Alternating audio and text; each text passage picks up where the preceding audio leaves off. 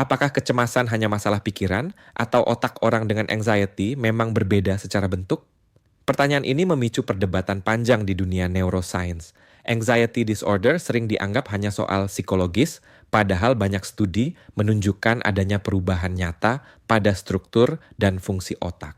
Dari ukuran area tertentu, ketidakseimbangan neurotransmitter, hingga konektivitas antar jaringan, semuanya memberi gambaran bahwa kecemasan punya jejak biologis yang bisa dipetakan. Mari kita ulas tuntas satu persatu. 1. Amigdala, pusat ketakutan yang membesar. Amigdala adalah bagian otak yang mengatur rasa takut dan respons terhadap ancaman. Pada orang dengan anxiety, studi MRI menunjukkan amigdala cenderung lebih aktif dan kadang lebih besar ukurannya dibanding orang tanpa gangguan kecemasan. Aktivitas berlebihan ini membuat otak seolah selalu dalam mode alarm bahaya, bahkan ketika tidak ada ancaman nyata. Penelitian dari Nature Neuroscience tahun 2017 mengonfirmasi bahwa hiperaktivitas amigdala berkaitan erat dengan gejala anxiety kronis. 2. Hipokampus, memori dan trauma. Hipokampus berperan penting dalam memproses memori dan mengatur respons stres. Pada penderita anxiety, volume hipokampus sering ditemukan lebih kecil. Studi dari JAMA Psychiatry tahun 2016 menemukan bahwa orang dengan Generalized Anxiety Disorder atau GAD memiliki hipokampus yang mengecil akibat paparan kortisol kronis. Akibatnya, mereka lebih sulit membedakan antara ancaman nyata dan ancaman yang sudah berlalu, sehingga rasa takut menjadi berulang.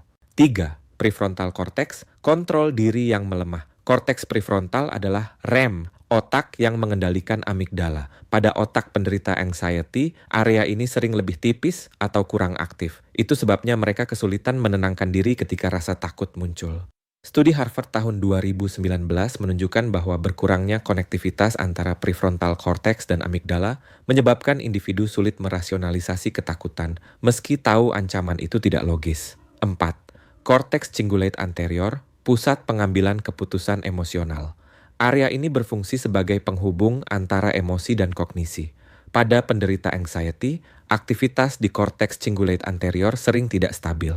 Akibatnya, otak mereka lebih mudah terjebak dalam pola overthinking, sulit mengambil keputusan, dan cenderung terfokus pada kemungkinan terburuk. Ini menjelaskan kenapa kecemasan sering disertai rasa tidak tenang yang terus-menerus. 5. Neurotransmitter, kimia otak yang kacau. Anxiety juga berkaitan dengan ketidakseimbangan kimia otak. Kadar serotonin yang rendah membuat suasana hati rapuh, sementara aktivitas GABA, neurotransmitter penghambat, menurun sehingga otak lebih sulit menenangkan diri.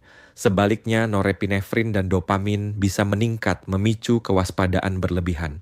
Studi dari Biological Psychiatry tahun 2020 menunjukkan kombinasi ketidakseimbangan ini menciptakan kondisi otak yang terlalu siaga pada penderita anxiety. 6. Koneksi jaringan.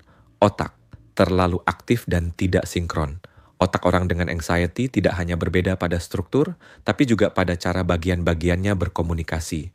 Default Mode Network atau DMN yang biasanya aktif saat pikiran mengembara cenderung hiperaktif. Inilah penyebab overthinking yang tidak berhenti. Di sisi lain, Salience Network yang berfungsi mendeteksi ancaman bekerja terlalu keras. Kombinasi ini membuat penderita merasa tidak bisa mematikan alarm di kepalanya. 7. Efek stres kronis terhadap otak. Paparan stres berkepanjangan memicu pelepasan hormon kortisol yang merusak sel otak. Kortisol berlebih dapat mengecilkan hipokampus, memperbesar amigdala, dan melemahkan prefrontal cortex. Akibatnya, lingkaran setan anxiety semakin kuat. Studi dari Molecular Psychiatry tahun 2018 menyebut fenomena ini sebagai toxic stress, di mana otak seolah dibentuk ulang oleh kecemasan yang terus-menerus. 8. Perbedaan pada struktur putih otak. Tidak hanya materi abu-abu atau gray matter, penderita anxiety juga menunjukkan perbedaan pada white matter, yaitu jaringan serabut saraf yang menghubungkan berbagai area otak.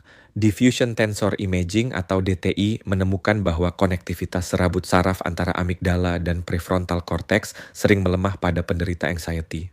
Ini artinya sinyal tenang dari korteks prefrontal tidak sampai sepenuhnya ke amigdala. 9. Anxiety pada anak dan remaja, otak yang sedang berkembang. Studi menunjukkan bahwa anak dan remaja dengan anxiety juga memperlihatkan pola otak berbeda, meskipun belum permanen. Penelitian dari National Institute of Mental Health tahun 2019 menemukan bahwa intervensi dini seperti terapi perilaku kognitif bisa membantu otak berkembang ke arah yang lebih sehat. Artinya, meski ada perbedaan struktur, otak tetap memiliki kapasitas neuroplastisitas untuk pulih. Kesimpulan ke-10, beda, tapi bisa berubah. Jadi, jawabannya, ya, otak orang dengan anxiety memang berbeda secara struktur dan fungsi dibandingkan mereka yang tidak mengalaminya. Namun, perbedaan ini bukan vonis permanen. Dengan terapi, olahraga, meditasi, hingga obat-obatan bila perlu, otak memiliki kemampuan neuroplastis untuk memperbaiki dirinya. Analogi sederhananya, otak dengan anxiety seperti rem mobil yang aus dan mesin yang selalu overheat. Tapi dengan perawatan yang tepat, sistem itu bisa dipulihkan agar bekerja lebih seimbang. Kini pertanyaannya kembali ke kamu. Apakah menurutmu anxiety lebih tepat dianggap sebagai kerusakan otak yang harus diobati atau pola pikir yang masih bisa dilatih ulang? Tulis pendapatmu di kolom komentar dan jangan lupa follow akun ini untuk pembahasan lain seputar kesehatan mental dan neuroscience.